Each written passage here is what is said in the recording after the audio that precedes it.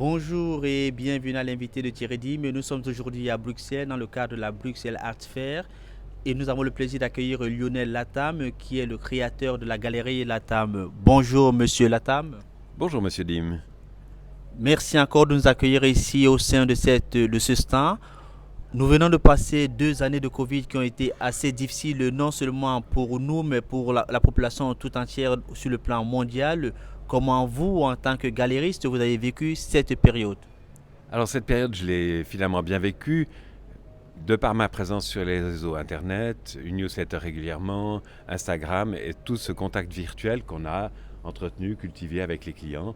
Mais on en arrive à un moment où on en a assez du virtuel, surtout quand on vend des objets, on a envie de pouvoir les toucher, de les avoir en main, de les regarder, de les retourner. Donc on a besoin de réalité. On a besoin de réalité, c'est justement dans ce cadre-là que vous êtes ici aujourd'hui à la Brafa. La Brafa fête cette année sa 67e édition. Vous avez plus de 40 ans de carrière. Pourquoi aujourd'hui? D'abord parce que c'est une foire que je connais depuis longtemps, j'ai toujours apprécié l'environnement, le côté multi, il y a toutes sortes de spécialités. C'est pas une foire spécialisée sur un domaine bien précis et c'est un grand élargissement. On peut rencontrer toutes sortes de gens, des gens intéressants. Donc pour moi, c'était un challenge de faire cette foire. Par bonheur, j'ai été accepté.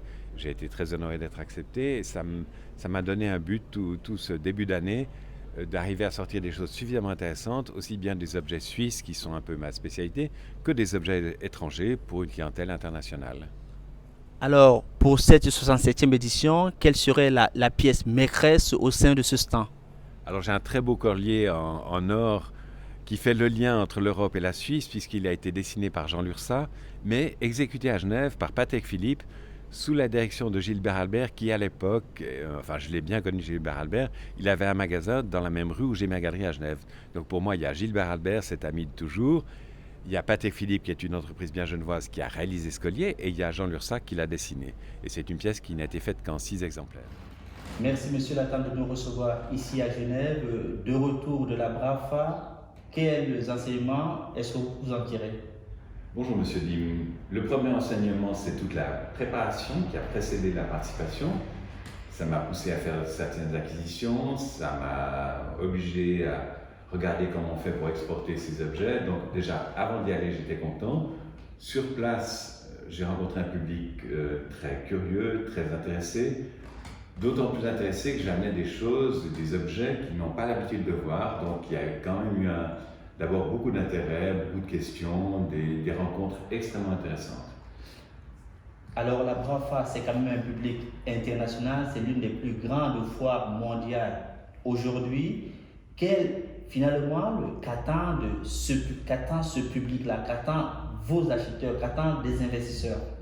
Et c'est un peu pour ça que j'allais à la BAFA, c'est pour savoir, pour tâter le terrain, pour comprendre ce que les collectionneurs ou les amateurs cherchent à acquérir.